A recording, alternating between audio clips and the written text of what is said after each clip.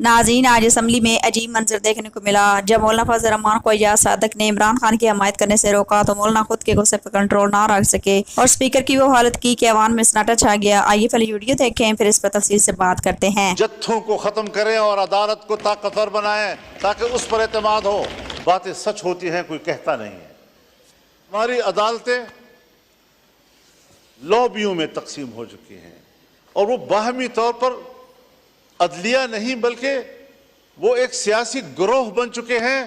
کوئی ایک پارٹی کو سپورٹ کر رہا ہے تو کوئی دوسری پارٹی کو سپورٹ کر رہا ہے۔ میں کہتا ہوں چیف جسٹس میری مرضی کا ہو، آپ کہتے ہیں نہیں چیف جسٹس میری مرضی کا ہو۔ کیوں؟ یہاں پر بات کیوں آ گئی ہے؟ ہم نے اس ایوان نے کیا اس نظام میں اصلاحات کی طرف نہیں جانا؟ جناب اسپیکر، میں تجویز کروں گا، حکومت کے سامنے تجویز کروں گا، کیونکہ اول فرض ان کا بنتا ہے کہ جوڈیشل ریفارم لائے جائیں، اپوزیشن کے ساتھ بیٹھ کر لائے جائیں، اس پر کمیٹی بنائی جائے اور بتایا جائے کہ ہم عدالت کا نظام کیا ہونا چاہیے۔ چیف جسٹس کے لیے ہائی کورٹس کے معیارات اور ہیں اور سپریم کورٹ کے معیارات اور ہیں۔ فوج میں چیف کے لیے معیارات اور ہیں اور عدلیہ میں چیف کے لیے معیارات اور ہیں۔ ان معیارات کو یکساں کیا جائے۔ کہیں پر آپ کچھ کر رہے ہیں تو کہیں پر آپ کچھ کر رہے ہیں، کسی کو کوئی رعایت دے رہے ہیں، اور جب آپ ایکسٹینشن میں مشکل محسوس کرتے ہیں تو مجھے یاد ہے کس طرح ہمارے ہاتھ مروڑ کر ہم سے جبری طور پر ایک چیف آف آرمی اسٹاف اس ایوان کے اندر قانون سازی کرائی۔ آپ کو بھی یاد ہے، مجھے بھی یاد ہے کتنا ہم نے اس جمہوریت کو کمزور کر دیا ہے۔ اور پھر جو ایوان اس پر یہ چھاپ لگ جائے کہ یہ عوام کی نمائندہ کم اور اسٹیبلشمنٹ کی نمائندہ زیادہ، پھر آپ کو بحیثیت ایوان کے اسٹیبلشمنٹ کی نوکری کرنی پڑے گی۔ عوام کی خدمت آپ نہیں کر سکتے۔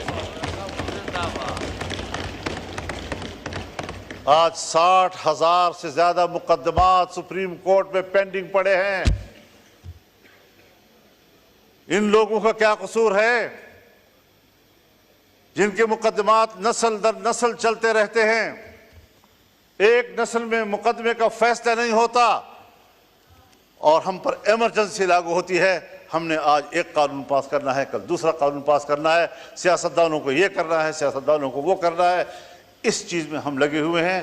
کیا یہ نہیں ہو سکتا کہ آئینی معاملات کے لیے ایک مستقل عدالت ہی بنا دی جائے تاکہ عام عدالتیں ہمارے وہ غریبوں کے معاملات کو طے کریں، عام آدمی کے معاملات کو طے کریں اور فیصلہ کریں کہ جلد از جلد انصاف مہیا کیا جائے۔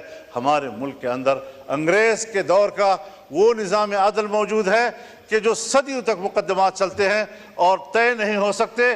آج بھی ہم اسی روش پہ چل رہے ہیں۔ ہمیں پاکستان بنانے کے بعد آج عدلیہ کے حوالے سے بھی انقلابی فیصلے کرنے ہوں گے تاکہ ہمارے غریب آدمی کو جلد از جلد انصاف مہیا ہو سکے۔ کیا کر رہے ہیں آپ لوگ؟ تو نظام کو تبدیل کرنا ہے، تبدیلی لانی ہے تو پھر صحیح معنوں میں تبدیلی لائے۔ میرے حق میں ہو وہ تبدیلی اور آپ کے حق میں ہو تو وہ تبدیلی نہیں، اس کو تبدیلی نہیں کہا جاتا۔ اپنے روش پر تبدیل کرنا پڑے گا، اپنے اعتماد کو بحال کرنا پڑے گا اور اس پارلیمنٹ کو سپریم بنانا ہوگا۔ پارلیمنٹ میں اگر پارلیمنٹ سپریم ہے تو ہر ممبر یہاں پر بات کر سکتا ہے۔ یہاں پر عدلیہ پہ بھی بات ہو سکتی ہے، ہم اس سے بھی سپریم ہیں۔ یہاں پر فوج پہ بھی بات ہو سکتی ہے، ہم اس سے بھی سپریم ہیں۔ لیکن سب ہمیں اپنا ماتحت سمجھتے ہیں۔ آج یہاں بات کرو توہین عدالت کا مقدمہ آ جائے گا ہمارے پیچھے۔ آج یہاں فوج کے کردار پر آپ تنقید کریں، ریاست کے کردار پر آپ تنقید کریں۔ آپ بلوچستان میں کیا کر رہے ہیں، آپ کے پی میں کیا کر رہے ہیں؟ آپ نے پورے ملک کو اپنے قبضے میں لیا ہوا ہے، امن و امان کا کوئی نام و نشان نہیں ہے، اس پر آپ بحث کریں، ایجنسیاں آ جاتی ہیں آپ کو ایوان سے پکڑ کے لے جاتی ہیں۔ وہ تو آپ کے آئین میں لکھا ہوا ہے کہ ہم عدلیہ اور فوج کے خلاف نہیں بات کر سکتے۔ تو اس उनकी इस्लाह के लिए, उनकी इस्लाह के लिए तो बात कर सकते हैं। جی اصلاح کے لیے تو हाँ, بالکل तो کر बस मैं سکتے इस्लाह ہیں۔ की बात कर रहा हूँ। मैं उनको بالکل۔ तनकीद तो नहीं कर रहा, सर आंखों पर अदालतें, फौज के जनरल सर आंखों पे, جی تو میں اسی لیے کہہ رہا تھا کہ जजेस हमारे सर आंखों पे, چونکہ لکھا ہوا ہے تو اس लेकिन لیے उनके निज़ाम को तो ठीक करें جی ताकि वो जबर तो ना करें, आइन से तजावुज़ तो ना करें, अखलाक से तजावुज़ तो ना करें, पार्लियामेंट का तक़द्दुस तो ना खराब करें। हम उनके खिलाफ नहीं बोलेंगे, मैं आपसे वादा करता हूँ, लेकिन मेरे अराकीन को इस तरह गिरफ्तार करने की इजाज़त भी नहीं दी जा सकती।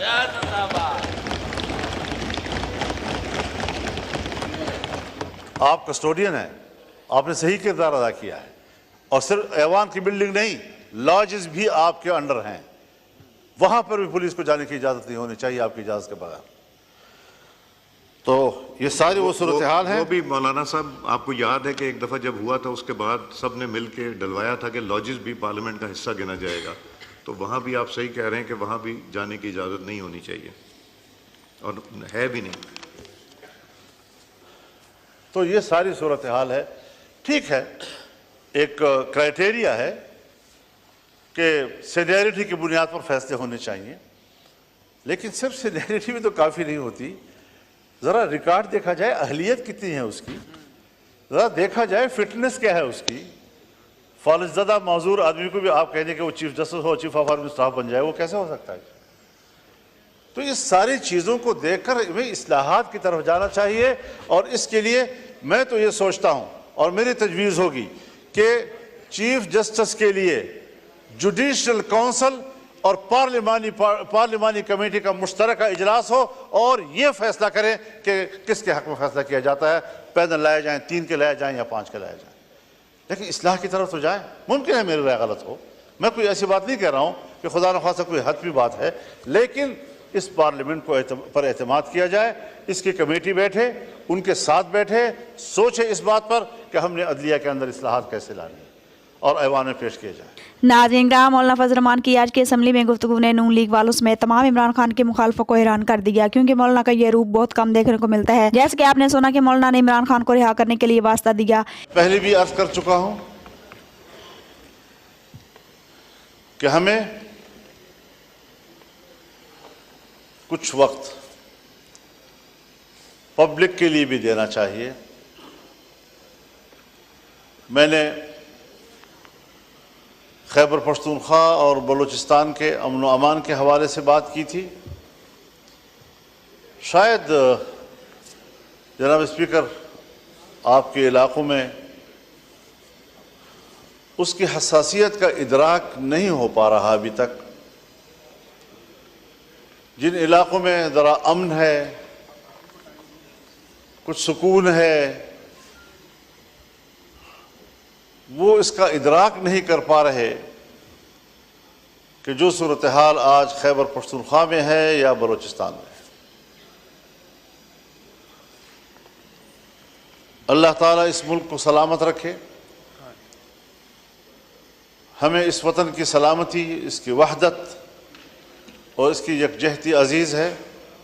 یہ ہمارا گھر ہے، اور اگر کوئی ہمارے گھر کو اجاڑتا ہے تو ضرور ہم نے اپنے گھر کی حفاظت کے لیے کردار ادا کرنا ہے۔ جس وقت میں اس سے قبل یہاں گفتگو کر رہا تھا، 1 ہفتہ پہلے، آج وہاں کی صورتحال مختلف ہو گئی ہے۔ پہلے تو یہ مسئلہ تھا